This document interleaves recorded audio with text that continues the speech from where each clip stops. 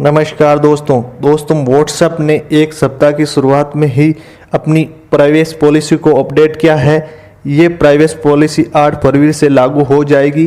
WhatsApp ने इसमें बताया कि वे कैसे यूजर्स के डाटा का प्रोसेस करती है और उन्हें फेसबुक के साथ किस तरह शेयर करती है। अपडेट में यह भी कहा गया कि व्हाट्सएप की सर्विस का उपयोग जारी रखने के लिए यूजर्स को 8 फरवरी 2021 तक नई शर्तों व नीति से सहमत होना होगा। लेकिन मैसेजिंग ऐप सिंगल और टेलीग्राम की तरह लोग शिफ्ट हो रहे हैं, क्योंकि इस प्राइवेसी पॉलिसी के कारण ही लोग डाइवर्ट हो रहे हैं। इसी बीच व्हाट्सएप की सफाई आई है। कंपनी ने कहा कि नई पॉलिसी में आम यूजर्स की प्राइवेसी पर फर्क नहीं पड़ेगा। हालांकि बिजनेस अकाउंट यूजर्स को इसका ज़्यादा फर्क पड़ेगा।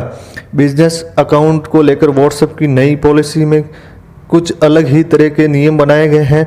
व्हाट्सएप जो बिजनेस अकाउंट यूज़ करते हैं उसके मैसेज आपके व्हाट्सएप की नज़र में रहेंगे।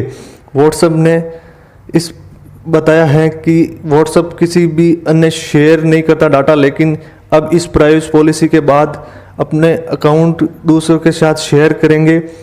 इसके बाद ही नए सिंगल ऐप और टेलीग्राम को ज़्यादा महत्व मिल गया है। नई प्राइवेसी पॉलिसी पर व्हाट्सएप की सफाई ऐप भी के साथ शेयर नहीं किए जाएंगे उनके जो भी मैसेज हैं वो, लेकिन लोग इस सिंगल ऐप को ज़्यादा महत्व देने लग गए हैं। और कुल मिलाकर व्हाट्सएप की इस पॉलिसी से जिस बात को लेकर बहस हो रही है हो या होनी चाहिए, क्योंकि कंपनी ने डायरेक्ट बिजनेस को टारगेट कर रहा है और बिजनेस के जरिए आम यूजर्स की खरीदारी और बिहेवियर को भी ट्रैक करेगी। दोस्तों, कंपनी कह रही है कि बिजनेस सेटिंग दोस्तों या परिवार के साथ चैटिंग से काफ़ी अलग होती हैं। कुछ बड़े बिजनेस को अपने कम्युनिकेशन को मैनेज करने के लिए होस्टिंग सर्विस की ज़रूरत होती है, जो व्हाट्सएप के लिए बहुत ही खतरनाक साबित होने वाला है। दोस्तों, धन्यवाद।